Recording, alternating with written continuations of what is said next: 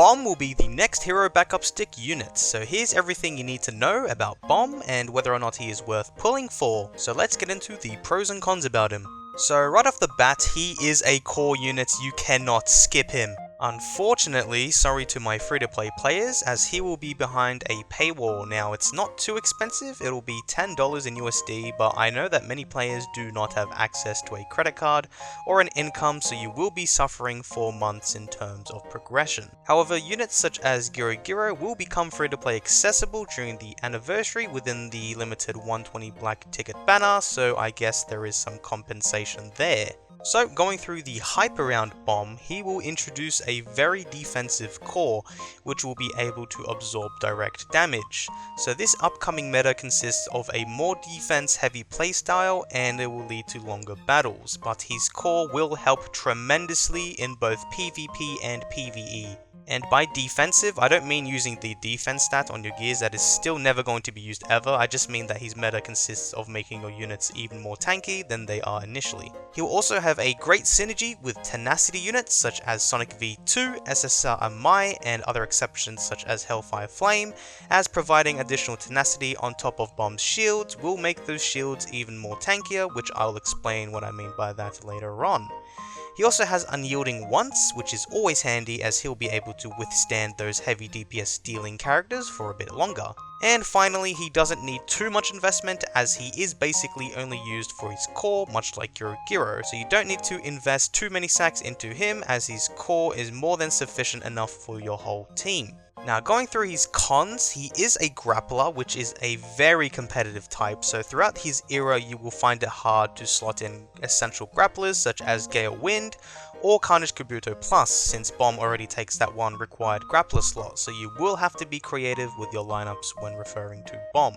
Secondly, his core does not counter damage types such as Dot, both types of injuries, and charge damage. So throughout his era, this is where ATT will shine, as her force field will be able to deal damage directly to the targets and ignore Bomb's shields. And finally, Bomb's shields will only last for 3 rounds, so after 3 rounds you will be vulnerable to those high direct DPS damage units such as SSR Genos or Child Emperor Plus if you are going up against those types of characters. So let's get into his attack skills. So for his basic attack, he attacks a single target for 120% of his attack, and he reduces the target's healing rate by 30% for 2 rounds. Now going through his ultimate attack, he attacks an entire row with 3 hits for 195% of his attack. He also reduces the healing rate of the main target with a 50% chance to do the same for the other 2 units, where it is reduced by 45% for 2 rounds. And if you have his keepsake, you will unlock his Ultra Ultimate attack, where he will be able to deal 240% of his attack to an entire row, as well as reducing the healing rate by 65% for 2 rounds. So ultimately, his keepsake isn't important to acquire, as reducing the healing rate of units is cool and all, but isn't super strong compared to the massive amounts of damage you can do with other characters' keepsakes. So I would definitely skip getting Bomb's keepsake and save your keepsake vouchers for the upcoming SSR Plus era. Now going through his passive skills, so at the start of battle he grants agility to himself and surrounding allies. So he will be applying agility to those directly next to him. So what agility does is that the less number of hits your allies receive, the more damage is absorbed, where damage dealt from 1-hit attacks are absorbed by 60%, damage dealt from 2-hit attacks are absorbed by 48%, and it keeps on going until taken damage by 5-hit attacks, where the damage will be absorbed by 12%. So an example can include SSR Genos, where his 2-hit ultimate will be absorbed by 48% since he only deals 2 hits. So Bomb is going to be essential as he will be able to counter those heavy Genos hitters. However, do note that only one effect takes place between agility and non-crit damage reduction, where non-crit damage reduction takes priority. So let's say ATT for example, she will be unable to receive Bomb's agility passive as she has non-crit damage reduction within her passive. So Bomb's placement in your teams are very crucial, so you should understand where to put him, as you would really want to put him in the middle of your lineups. And then having those non-crit reduction allies away from Bomb so that Bomb can provide agility with those that do not have either buff. I hope I made sense with this statement. His placement, just keep him in the middle at all times. And additionally, he'll be able to grant unyielding to himself after taking fatal damage, where he'll recover for 40% of his max HP one time per battle. If you limit break him to 5 stars, he'll be able to grant agility to all allies, and he'll recover 45% of his max HP whenever his unyielding is triggered. And if you manage to get his 5p awakening, his agility will be able to absorb from 15 to 65% of damage, depending on how many hits have been inflicted towards your allies. Now the values for 2 to 4 hits are all my estimation, as this game does not make that info public, but it is relatively straightforward. And finally, he'll recover 50% of his max HP whenever his unyielding is triggered. So overall, his passive will be great in countering low hitting units such as SSR Genos, RMG, and Bakuzan Plus, but not against Sonic V2, as he uses 5 hits during his ultimate, so you will need to watch out for that. So time to go over his game-changing core, which will awaken this brand new era. So in order to activate his basic core, you will need 1 duelist, 1 grappler, and 1 high-tech unit. And for his basic core effect, he'll grant 3 energy per round, and he will permanently grant 30% block rates to all allies. Now for his level 1 advanced core, you will need 1 of each type in order to activate his core, being 1 duelist, 1 grappler, 1 high-tech, and 1 esper. At the start of battle, all allies will gain resilience, where this is basically tenacity, except it will now also be able to absorb both direct and extra damage, so you'll be able to withstand those types of attacks for even longer now. However, resilience does not include absorbing other damage types such as dot, both types of injuries, and charge damage.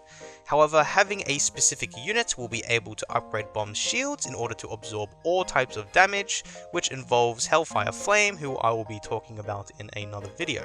Also to keep in mind with Bomb's core, any existing tenacity will be able to transform into resilience, where these shields can be charged up to 480% of their max HP. Now this is basically impossible to reach as high as 480%, I don't know why the limit is that high. You'll probably be getting around 2 to 250% at a maximum from other tenacity units, but having those additional tenacities from units such as Sonic V2 or SSR Amai or even Tank Top Master will buff your resilience shields, and they do stack, so it is quite handy to know that. Now these resilience shields can recharge for 100% of your max HP for 3 rounds. So after each round, the resilience shield can be regenerated again, so this is also another game-changing feature. Moving on to his level 4 advanced core, at the start of the battle, all allies will gain tenacity for 150% of their max HP, as well as permanently granting all allies a 50% dot rate increase. Keep in mind that these are your regular tenacity shields, not resilience shields. For his level 10 advanced core, at the start of the battle, all allies will gain tenacity for 150% of their max HP once again, except this time all allies are permanently granted a 50% injury rate increase. Now this might sound useless, but this also includes charge damage type units, so this can be useful for your charge damaging lineups. And now for both of his level 17 cores, it's basically the same as level 1, except both cores now require 1 grappler, 1 high-tech, and 1 esper instead, as well as your resilience shields being able to recharge for 130% of your allies' max HP, as well as your resilience shields being able to recharge for 130% of your max HP. So overall, his core is going to be very good for a very long time, especially within your hero side, as he'll become your main hero core for at least 1 year. So now going through his enhancements, so for his talent page, his page 3 talents are not important as there is no additional unyielding buff to unlock, so don't bother unlocking his page 3 talents. For his damage sigils, you can use tenacity or piercing sigils, and for his support sigils, you can use vitality sigils. Now going through his limit break, you can upgrade him to a minimum at 4 stars, and you can leave him at that. He isn't too important to 4 stars straight away, so you can take your time. Now you can 5-star him in order to grant all of your allies agility. However, if you have units that include non-crit damage reductions such as Red Mosquito Girl, Awakened Terrible Tornado, Gale Wind, Drive Knight, etc., then you honestly don't need to 5-star Bomb, as he won't be able to grant them agility either way. So you don't need to rush in 5-starring him, he is not really that important at all. Just remember to place those units away from Bomb.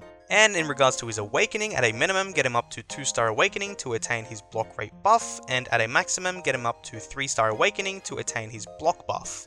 He shouldn't be heavily invested into at all, so having both his block buffs are completely fine, since you should be saving your hero awakening resources for other hero characters such as ATT, Drive Knight, and even Metal Bat Plus later on in the future.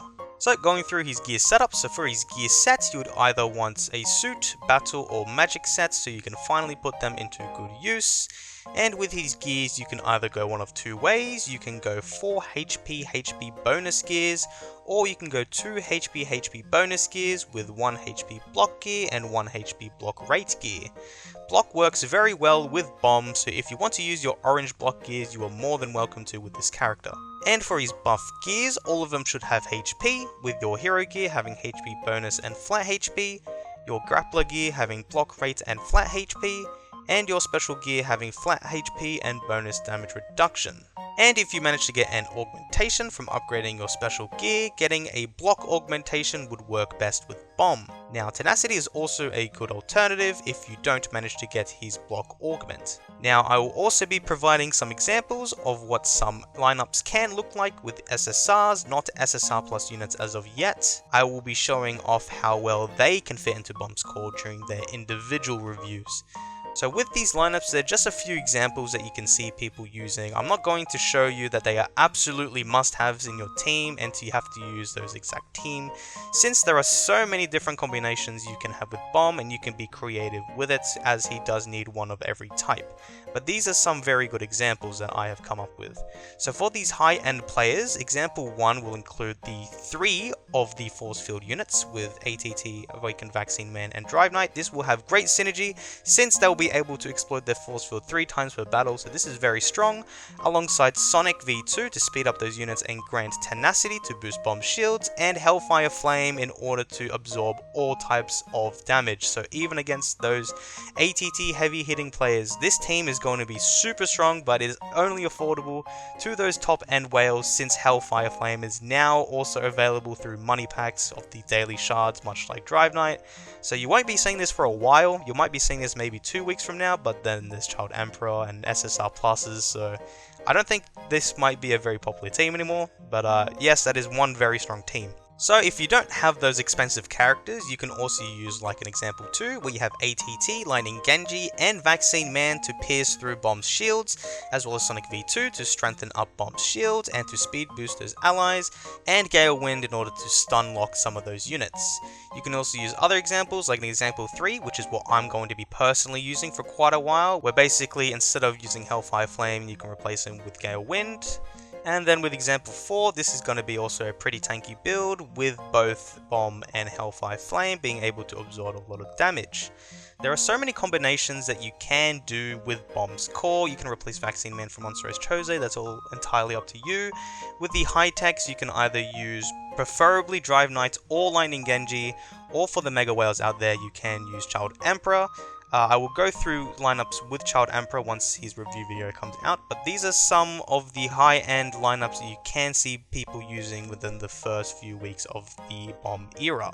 And I didn't miss out on you low-end players. These are also some good alternatives if you don't have all those units. For example, with the first team, you can use ATT, RMG, and Vaccine Man as your espers, with Zombie Man being the front line as your duelist, and then you can use Lightning Genji to buff up everyone's attack, and then you just have Bomb in the back row there. You can also use units such as Magic Trick Man as your duelist instead, like in the second team instead of Zombie Man, as he will be able to provide bonus damage reduction, which will help out against those ATT users. And you can also use a My Masked, because he will grant your Bomb's shields to become even more tankier, so you can use that in regard as well. And if you got the Hero Backup Stick with AVM or Awakened Vaccine Man, then you can also use him as your dot dealer. Some other examples include in Team 3, where you can use Watchdog Man to tank. You can also use G4 for his tenacity and has a high tech if you do have him, and you can also use Goketsu. Now Goketsu is actually a really good alternative for if you don't have any of those higher end grapplers, as his shield rate will increase everyone's shields from Bomb. So Goketsu is a solid choice to pick, and he will make your core even more tanky. So if you do have Goketsu, he does synergize super well with Bomb. And for my final example, if you did get SSR Genos, you can still use him, but he needs to still be your main units because you need to make him pretty powerful to at least go through bomb shields or to wait until the end of round 3. So you would definitely want to get other units such as RMG to try to pick off those shields. And then for defense, you can also use Tank Top Master as he'll buff up the shields for your front row units. And you can also use Lightning Genji to buff up everyone's attacks. That doesn't include Janus because he relies on HP, but he will increase the attack of other people. So good alternatives with high techs, you can definitely use G4 or Lightning Genji, or you can use Lightning Max with his keepsake for his stuns. And now some decent alternatives for duelists. If you have Zombie Man, you can use Zombie Man. If not, then Magic Trick Man is your next bet. So the main takeaways from this unit is that he is going to be within the meta for a very long time, where he will be able to stay prevalent for longer than a year due to being the main hero core for all of your hero restricted game modes. This is a game changing core where you will be able to progress so much further into both PvP and PvE, so not having him will set you back like for those who skipped Giro Giro had previously experienced, but this is going to be far worse now. Using Force Field or Charged teams will also shine against Bomb, as they will be the most effective way to penetrate through Bomb's shields. So the meta will be heavily favouring those specific units to come, especially with the SSR Plus characters coming out in the future.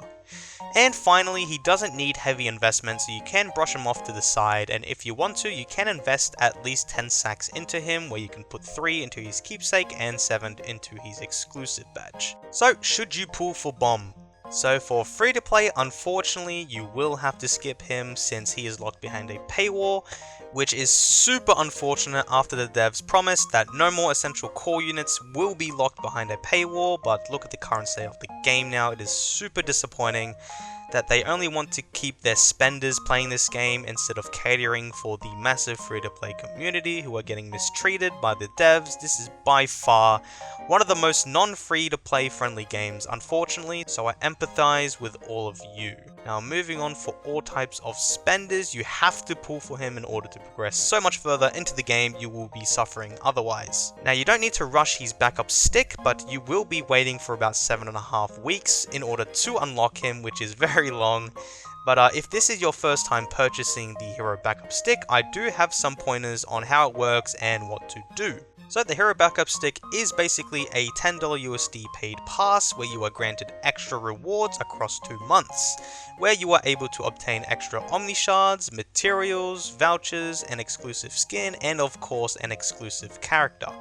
You'll be able to achieve up to 20 tiers per week across 8 weeks, so the maximum tier you can achieve is 160 and slightly a bit above that, where you will need to reach tier 150 in order to unlock the exclusive character. If you do buy the $24 pass, you will start from tier 40, so you'll be able to achieve all 200 tiers at the end of the backup stick. Now, just some tips from my personal experience that helped me achieve 20 tiers per week is going through 100 sweeps of talent trials first, then for the rest of the week focus your vitality on Nightmare Conqueror's challenge. This is because each sweep costs 8 vitality for talent trials compared to the 12 for the Nightmare Conqueror's challenge. So you will be progressing through the backup stick much quicker by going through all of your talent trial sweeps first. Now you can also do the regular Conqueror's challenge, but I wouldn't really recommend it for the higher end players since you would want to get buff gears from the Nightmare Conqueror's challenge. And secondly, make sure you always do the green tasks on the weekly tab, as those challenges do rotate every week.